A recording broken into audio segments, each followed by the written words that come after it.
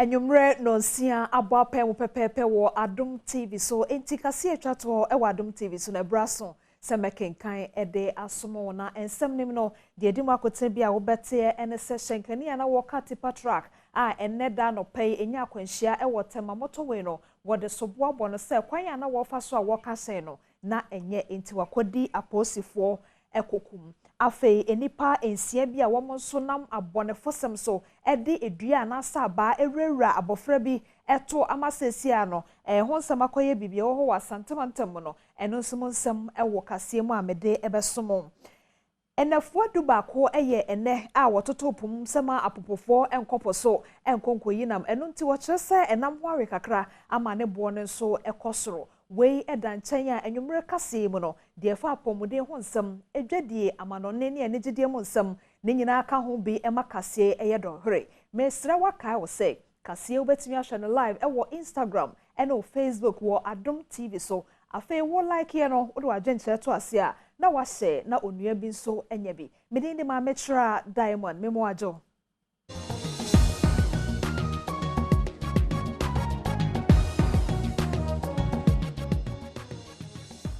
Mesha nyumre no sia ne fakase yase wa kwanhia enne da dwada no pay esiye ewo temamoto we kwantempo no eso na eno ena MTTD commander tema regional MTTD commander chief superintendent William Asante kire mu se saade no esiye no wache shenkani no akohye won kukum nanso won hwehwe mu kakra wa ye ne kire se shenkani na bra na wokase no wanka ehye no yie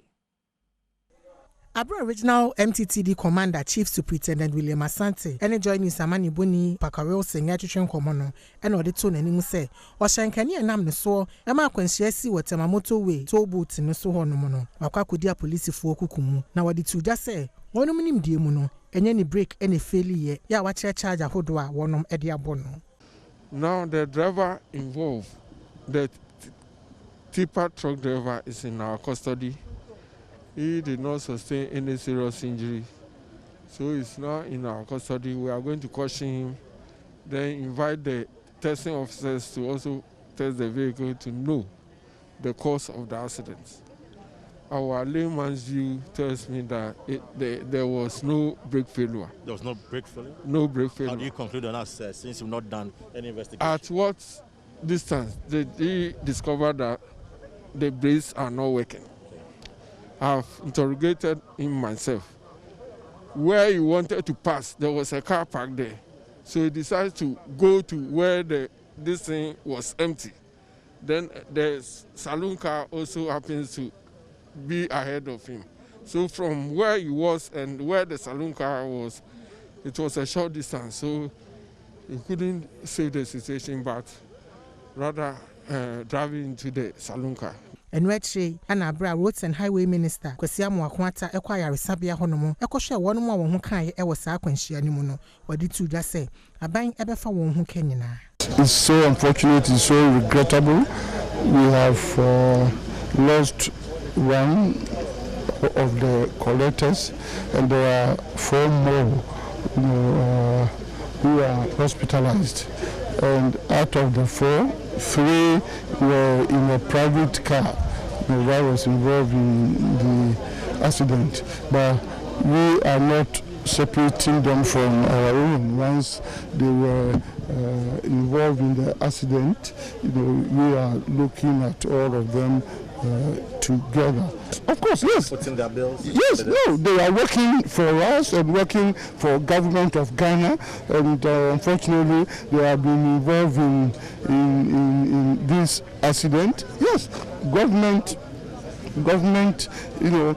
is prepared to take care of them.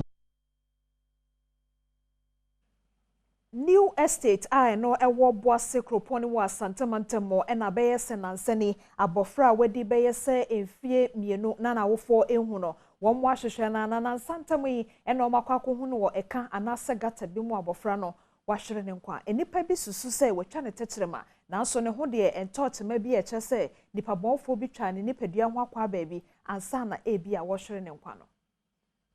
Adom kase ade aprobe piemu wo oboase zongo aha biginan abayo a wanya mfihia beye mienu a wɔyera wo fie bɛyɛ nansa a dɛ ɛtɔ so 9 abusuafoɔ ko hu sɛ wawu ada ɛyɛ gata bi mu no na wohwɛ zongo ha a gata kɛseɛ bia ɛna ha nipa betumi akoto a baabi a asɛm no siiɛ ɛne bia ɔmo ko hu asɛm no ano ɔden yɛma bɛduru abusuafie ɛne ne maame ɛni nkɔmmɔ na yɛmisa maame no sɛ ɛyɛ dɛn ɛna ne ba no ɛyeraeɛ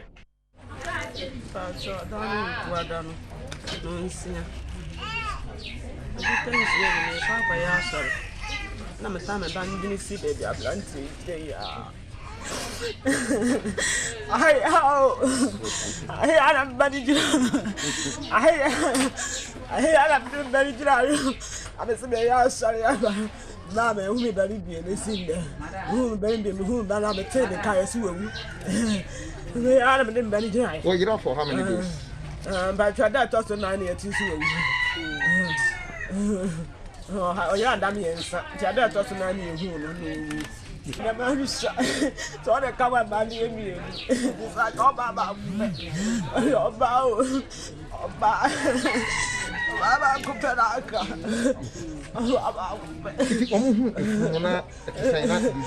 mama shedi mama fa me cheni I'm tell you I'm the koi assembly member on persuade so e wo me nche wa ha ye ne assembly member nso ni nkomo na ye misa ne se on ko hu afunu no na bi ne ho kwa bi ayera ana body na cat bi won ho ana cat ni de na cat ye hu cat de but better man na ayestas ni so no na bi amotwa yes I am hu cat bia because the call much na funu no door so na Friday no mo yi funu ntina funu no doso nti sa na manko edem ho bi nti police for na mo yi no de no to nti sisi ase ko na ekoko yi na na ebehwe bebi a cat meeting at the Isaac K Nomenyo Adom Kasiye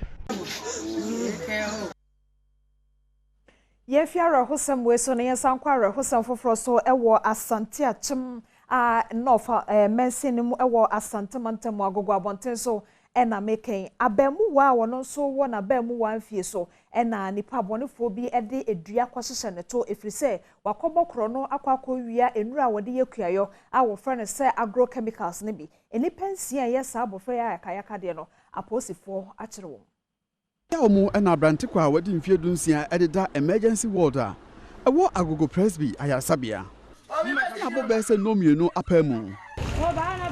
aposifo akere enipansia wode asemu sobo ebo wonum se wobo abema yi sobo se wakwa kobu obi suto ani wonum ene Francis Obiamoako a wadi mfie aduoson enkron a oye dwadini Prince Asadu Kofi Bonti wonum nyina di mfie aduonon nkron ene aduanan mienu a oye adrobafo ena afi obi mensa wadi mfie aduasa oye pawo pani afoforo ka ho eyo se bonsu ota frɛ ne sɛ asibe wadi mfie aduonum miensa oye drobani ena afi okuani a wadi mfie aduosia nan boache dankwa obidonfo bi ene kohu abrantekwa se odadan bi a wonsi yenwie mu a ɛda ko achi a wode ne kɔ ayasabia Chief Superintendent Shabu Abubakar Sadiq Osei eye Konongo Divisional Commander omohye no sɛ ɔta bewia na ɔmo nya nche ne da nti na sɛ ɔman instant justice na protocol ye kanu no na ɔmo de sabe dua agyewa video no ni enyan hwe onipa pa nim na agyesere ne nsa to nachi na ebe gina nachi na beti na yede dua sɛ mfian sɛ dua ben yede yese tua no me de metie e video mu so so pani se o na no se den tua no so je ade no ampa mo run do score from kakra na abra akolai emudi no butu ho na ye de duai epia madua isan ya mesen kan okra ano den ebra okasa tia ayakaka de a woyetia abrantekwa yi Chief Superintendent Sadiq Osei abotimamufo abaso wo mo a wode bo aprosifo a wode chi sa ni pensian ebetima ka se barbaric chum so many centuries ago na se wochi obi na se odi bone na odi sadi we etu ane to a embe se entwayi na wo mu so no 70-year-old phone na wo I mean entwayi nti nyame adom amafo boa en ma etimi hwe o ma yɛakye nipa bɛnsia wɔ mu so Nyankopɔn pa yɛbɛyɛ ɔmo ho adwuma ɔmo a ɛsɛ ɛdom kɔgyina court ɛdom ba kɔgyina court nyame nso nkyɛ adeɛ ɛno anadwo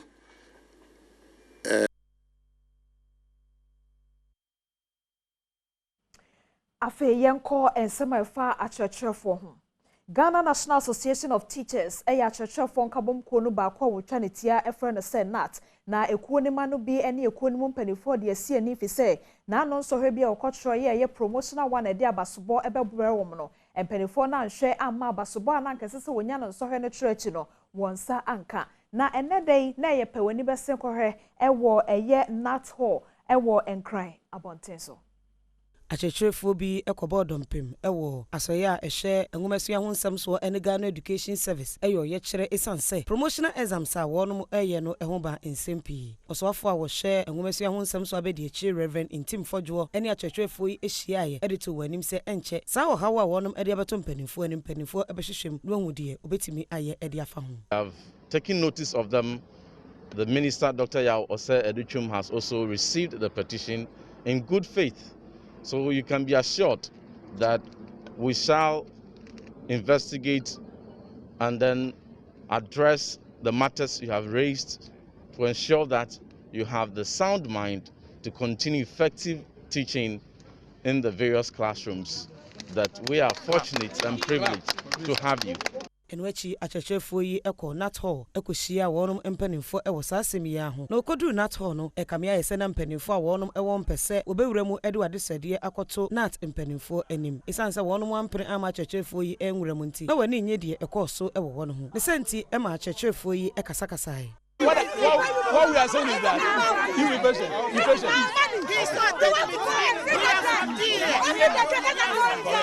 So please, now let's discuss. Let's be patient. Very good. Hello.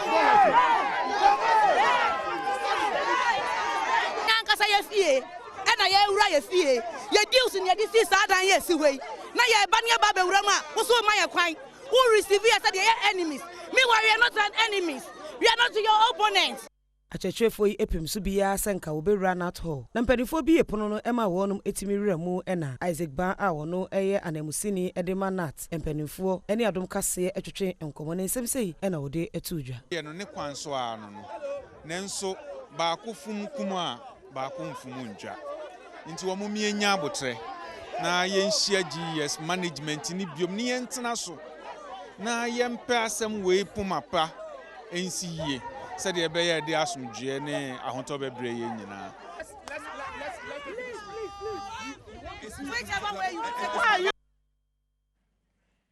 Entoma amasei eye GTP ene de ama me enti de wo pentoma to de ukodwa so a hwehwe GTP ne to bi fise no ne ntoma pa entwa mu denti eye timeless enkrato edika wo kase mu no emra so mesra otwan me ba ne ato aso.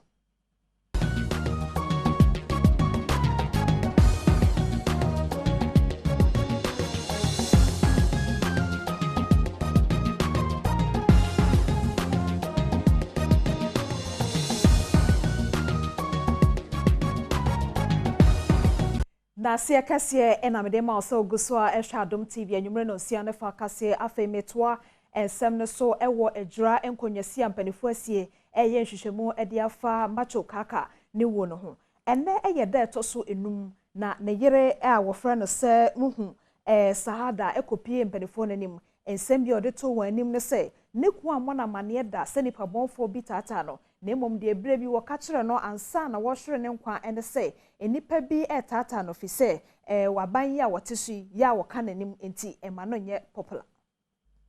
ene ne da etoso enum a abadwaku a yapa wo mo se mo nye hwehwemu emfa adwura entawantawa ekoso no wo mo etenase na nipa wo ba ya obetenase a ema committee ni epedwo mu ekra no eya abrante friend Abdul Wakas abrante emra wo betenase no wo de tudwa se wo mkosie kaka wieye no wono de ofiri ho ebafie ebedai ebebo mpaye nanso emra committee no eyi emfonyin bi ekire no sabra no mfonyin no edade se na ensemtwerefo krampo no ene no edi nkoma ekire se dwumadi nase no na owo bi. You have said from the cemetery you went to the mosque to pray and took a rest because you were having some headache. I want you to see a video, and I will ask you whether you are the one, because human beings resemble each other.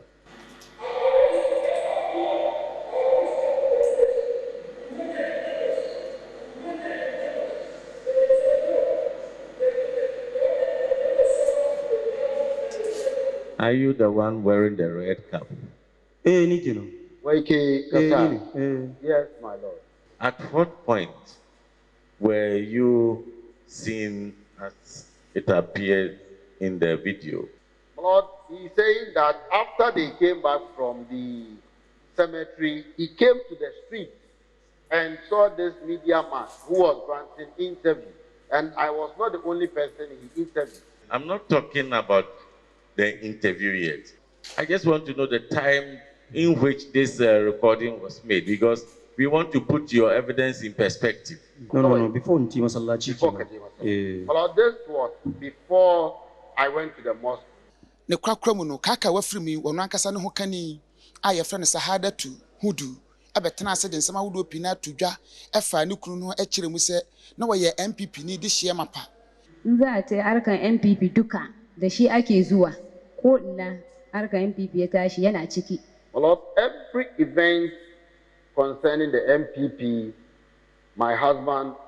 is part of them. He also goes round to ascertain within the community, wherever he finds that something is going wrong, he will take it onto the media to inform authorities. To game da aka nan gaskiya she wa'ansu 'yan fighting suna gamuwa da shi suna mai kashedi ababen da yake yi nan ya bari.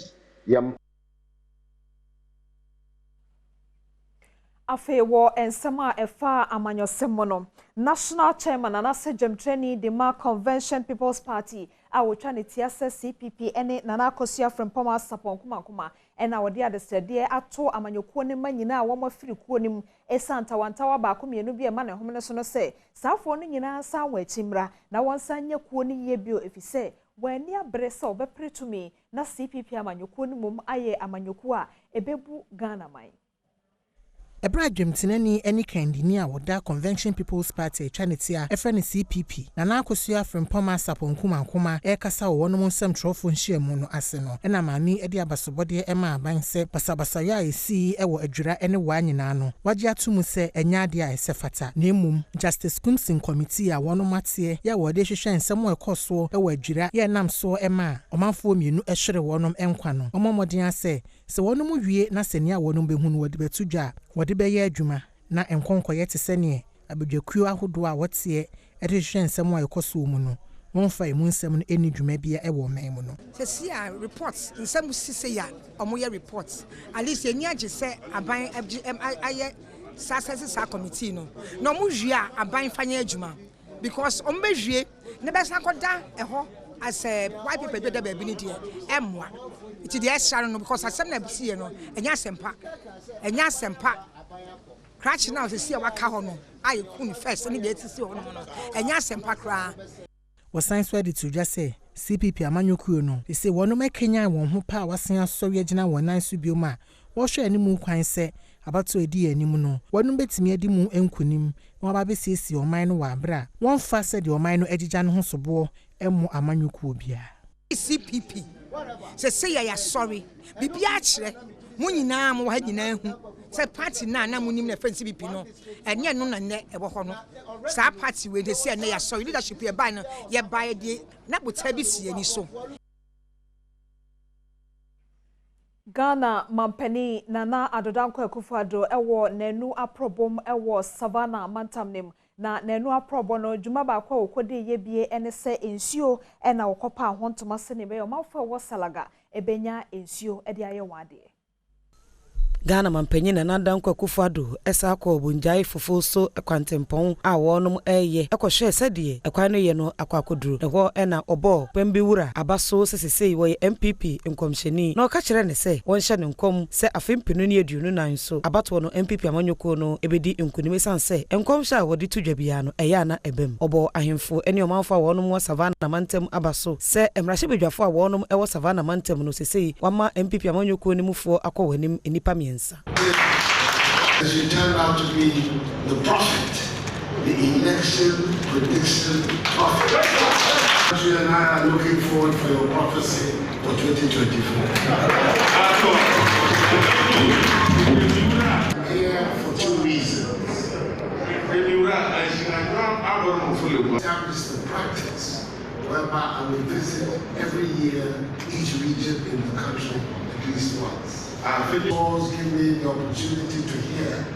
firsthand what are the preoccupations of the people of the region, and for me to see for myself the developments that are taking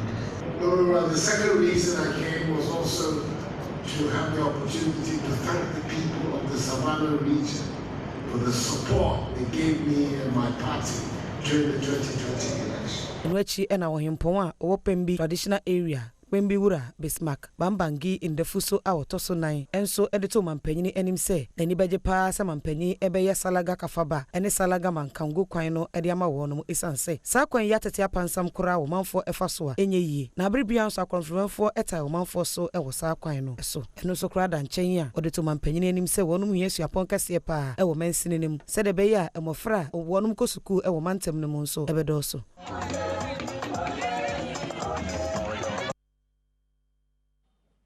Penipa bedi echira wo hwe omanyi ekuayo ejumako so Metro Forestry Commission Deputy Chief Officer ene Sulemana Nyadia Nelson na bosome pepepe ntamnie a Ghana disi na neso se woduanua na wo man nyina akọ ahaban munumu anasa Ghana ebeko green enti wabo apro ewe tifin do mantam nim ahwese enua wodua no bosome ntamnie no sen ene honsem etie.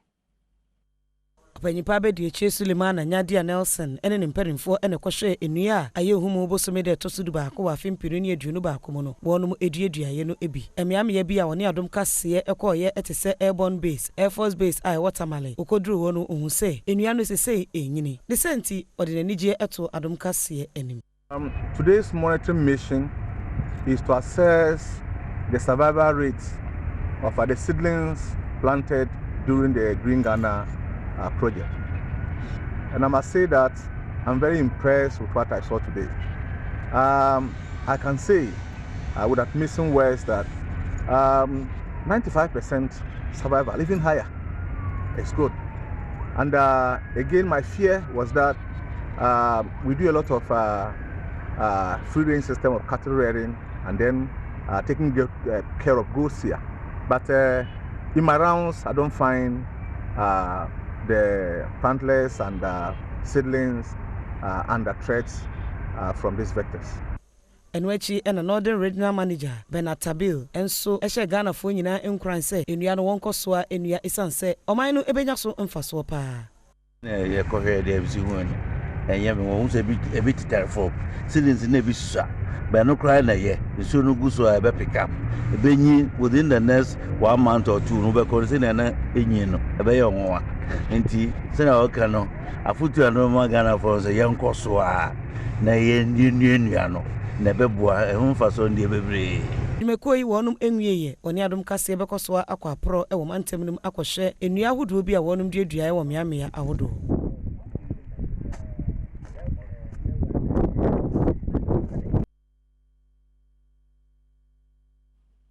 Mejina ni adua iso meton kraba ni ato aso.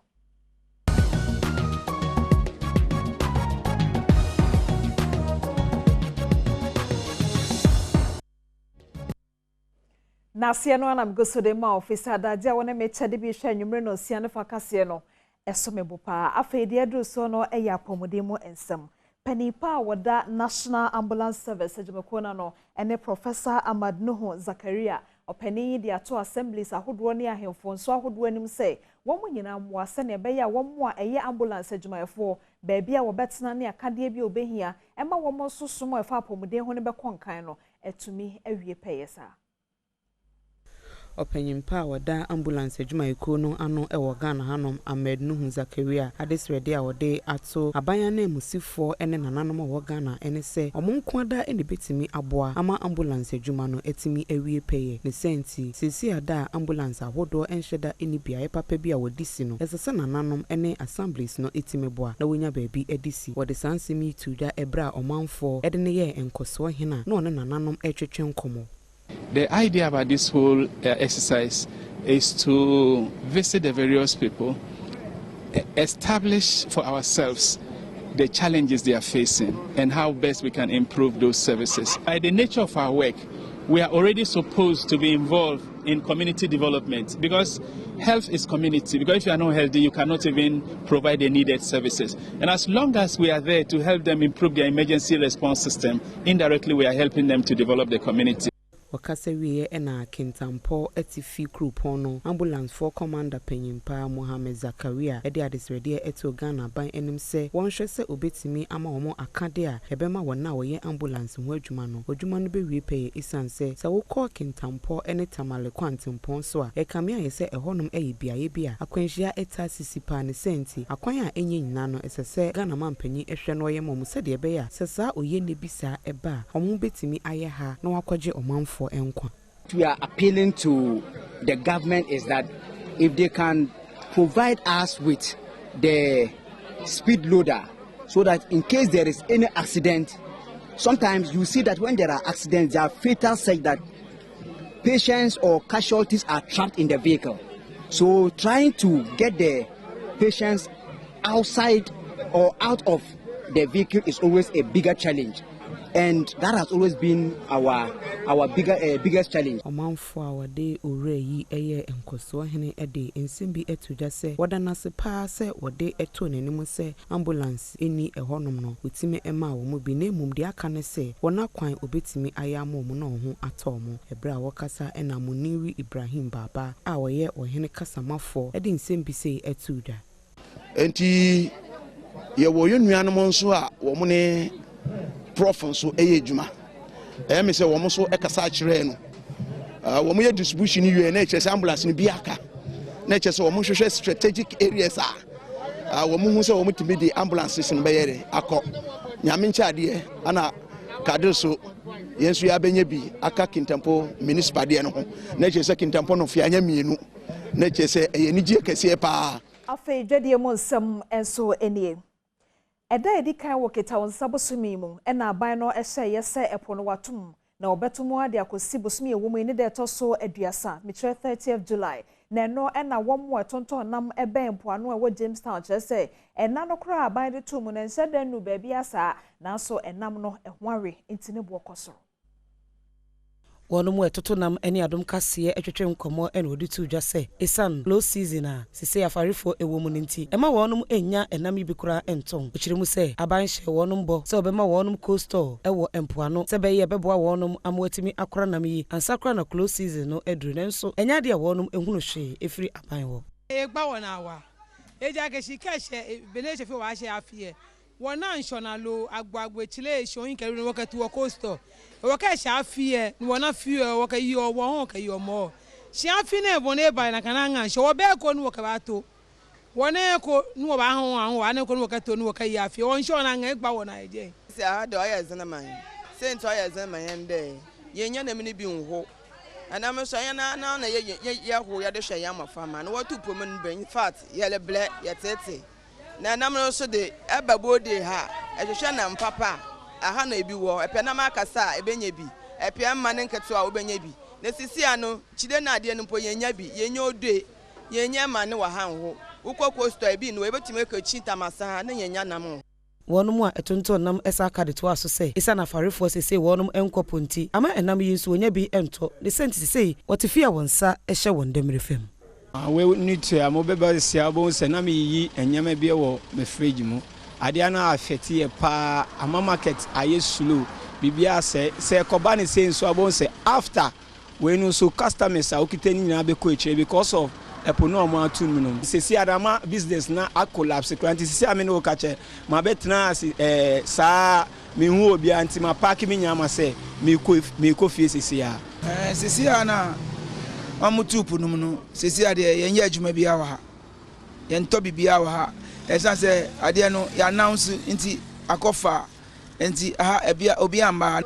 governor coastal baby empa coastal ni yo bia na bemelanche ko ameshika na make fe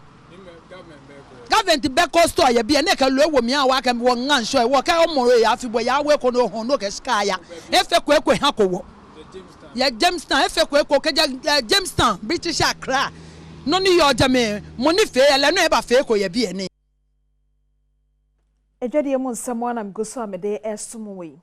enwuma no egu nanso egusu a yehwe si ebenya nuane ne bi ede ama ya yemo a ye ntakrabo anase enkokọ saa ensemu yi eye womo a eye akuafo a woye enkokọ ewo omamu na ekasa asemefise wo kyerese ekade a wode befrafra na ye aduane na ode ama womo ano eho aye den wo omamu enti baabi kura woyen yam saa bro ni ade no wokodu ho no na ahye na sisi ho no mu a wonya aduane ne bi emfa nkoma won takrabo a anase enkokọ a woye won no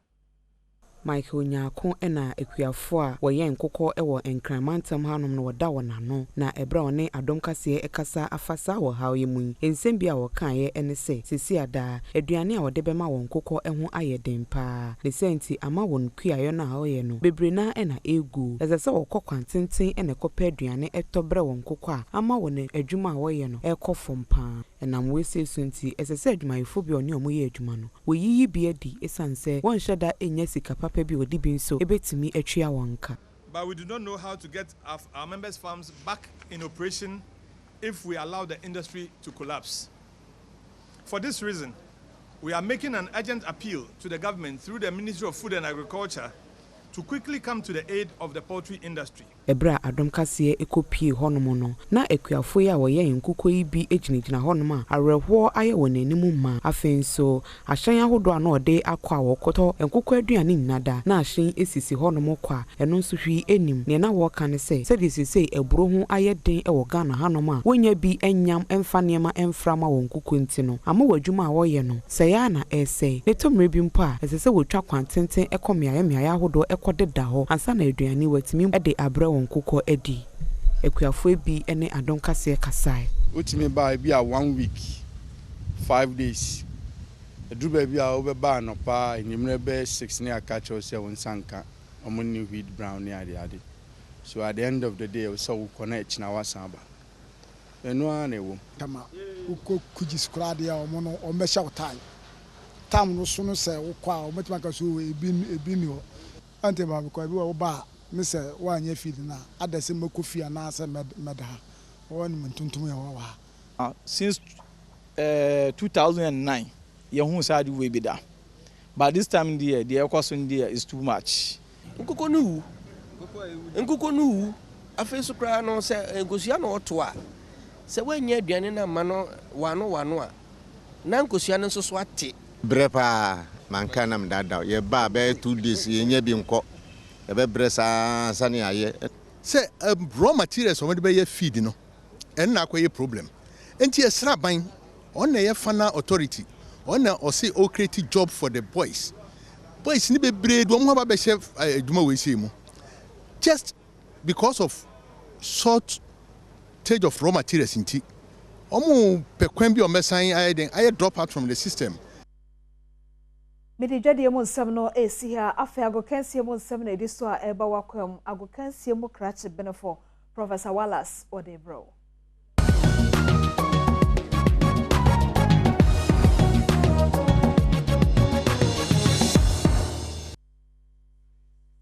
Afa dia agokansie emu nsem pa esa kada nwumre so eja o hye no so mam semedin de Enoch Kwasi Wolanyo Wallace agudie krache ba ko pe anam de sankomo kese eja o amafo beka na sentem ana Hazakas ladies qualify for Africa when di kan pa ka fon pen for hyehyɛ akensie ede ama ma som fantin tam so Hazakas ladies ana qualify na mo musika sem ane afi ahototo a mo eye di akopie mo sa akensie mu asa ede kakra batanei akoba ne se Ghana mampanya be di akiri Dr. Mahud Bawumia apone kakra ede ama ma we so monye se bia weekend o mo lakodi wa forma na de tintam so a nyama betia ko edi amom Yusuf Bazigi head coach ede ma Hazakas ladies wono ana je penye e wo sa sika hu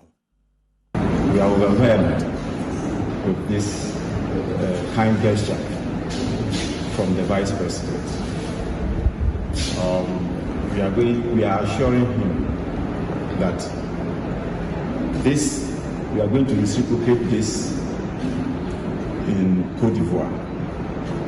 by raising the image of Ghana very high, but we are going to represent the nation. We'll make Ghana very proud, qualify from Côte d'Ivoire to Egypt and still make Ghana proud. And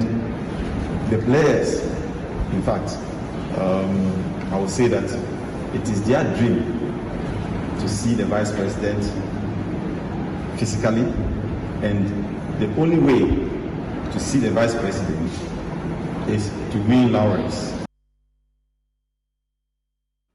Yusuf Bazigi, head coach Edma Hazak's ladies and out and cancelled in Como Ejano. After a friend in Accra House of Folk, Phobia never say die. I should look at the Cananum, Young Contomrantino, or more an fee 2021, or more qualified, now face so Kwamoko Africa Champions League at Ghana. Now, remark, I can't see about come the betting time so Ghana Premier League. Now, coach at the Tina Samobodu, and come on the Aban say, CC Paddy, match Bakwakana, Nadia Widi Jano, one who better Sakono, and my team's never fancy, Miadoma, or better also Edding Queen or Sakin City.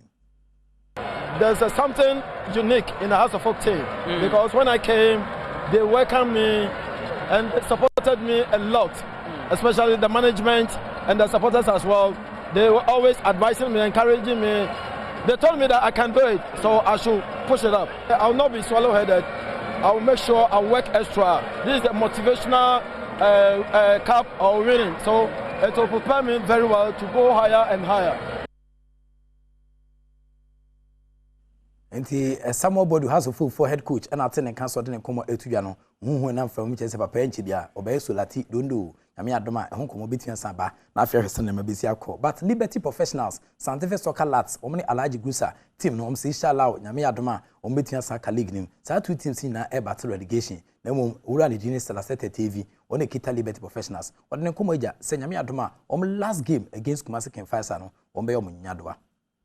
In our last game against King Faisal, we decide on our position on the league, and playing and having a draw game, a respectable draw game with House of Folk will definitely motivate us for our last game. And with all this, it's not only our physical mentality, but it's by the grace of God that we have. And with us, we thank God so much. All right. For us to play.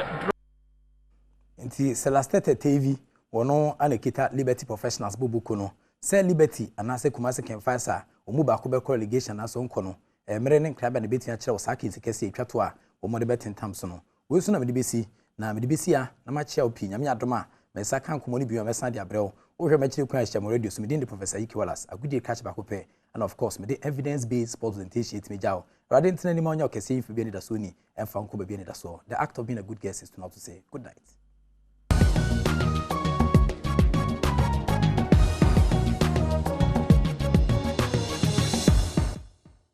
Afe metwa so ewo ensanfu from mo e de amaw. Ejadifo a wo mo abofo a no ye kura wo Fenso South Mensinim wa santemantamu na de adesede to assembly no anim se abefu dwa wo sidiama wo no wosre wo ma won honye ha na wo pentam akodidwa e wo sedwanim.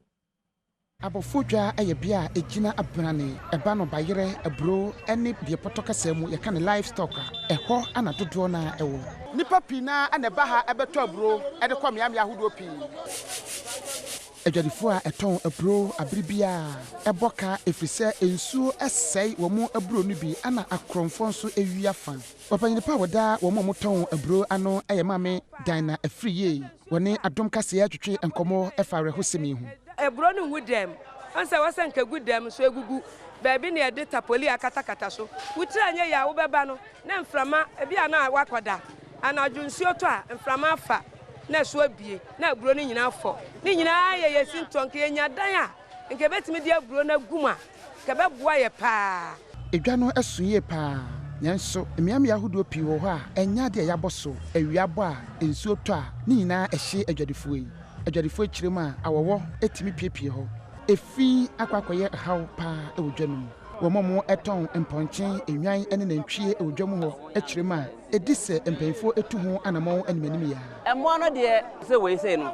yɛtumi tɔ no 20 million. Hamidu Ali Congo ne Adom kaseɛ atwitwe nkɔmmɔ. wei na ɛwɔ hɔ no yaa na yɛ mmɔden bɔ na yɛyɛ ɛnyɛ ayi council na yɛ ma yɛ yaa na yɛ kakra.